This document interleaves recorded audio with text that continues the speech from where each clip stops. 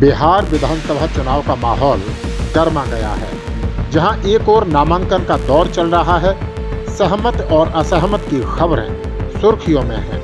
वहीं अब एक नया राजनीतिक मोर्चा मैदान में उतर आया है, जो न सिर्फ एनडीए और महागठबंधन बल्कि दोनों पर भारी पड़ सकता है।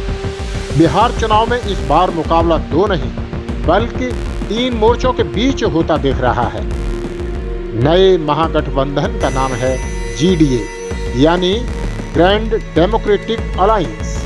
यह महागठबंधन खुद को एनडीए और महागठबंधन दोनों का विकल्प बताकर चुनाव मैदान में उतरा है। जीडीए का दावा है कि यह गठबंधन दलितों, पिछड़ों और अल्पसंख्यकों की आवाज को राजनीति के केंद्र में लाना चाहता है। अब जानते हैं कि इस नए गठबंधन में कौन कौन सी पार्टियां शामिल हैं। जीडीए में शामिल प्रमुख पार्टियां हैं एआईएमआईएम ऑल इंडिया मजलिस इत्तेहादुल मुस्लिमीन, असदुद्दीन ओवैसी की पार्टी है, एएसपी आज़ाद समाज पार्टी, चंद्रशेखर आज़ाद रावण की पार्टी, एजेपी अपनी जनता पार्टी, स्वामी प्रसाद मौर्य से जुड़ी ये पार्टी है। इन तीनों दलों का कहना है कि पारंपरिक राजनीति में गरीब, दलितों और अल्पसंख्यकों की आवाज़ को अब तक पूरा प्रतिनिधित्व नहीं मिला। इसलिए उन्होंने मिलकर एक नया मंच बनाया है जो इंसाफ, बराबरी और सामाजिक न्याय की बात करेगा।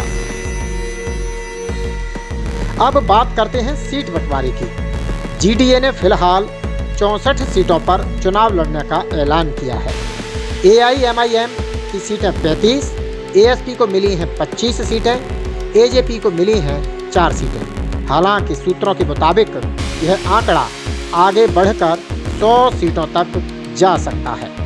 जीडीए का कहना है कि उनका उद्देश्य सिर्फ सत्ता पाना नहीं बल्कि बिहार की राजनीति में हाशिए पर खड़े वर्गों को न्याय दिलाना है।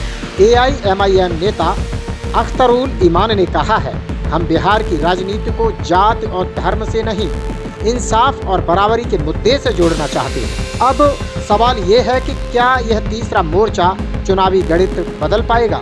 राजनीतिक जानकारों का मानना है कि अगर जीडीए को सीमांचल और दलित इलाकों में समर्थन मिला तो यह गठबंधन एनडीए और महागठबंधन दोनों के वोट बैंक में सेंध लगा सकता है। यानी बिहार की राजनीति अब सिर्फ 2 ध्रुवों पर नहीं रहेगी बल्कि तीसरा मोर्चा जीडीए राजनीतिक के इस महाकुंभ में नया समीकरण बन सकता है।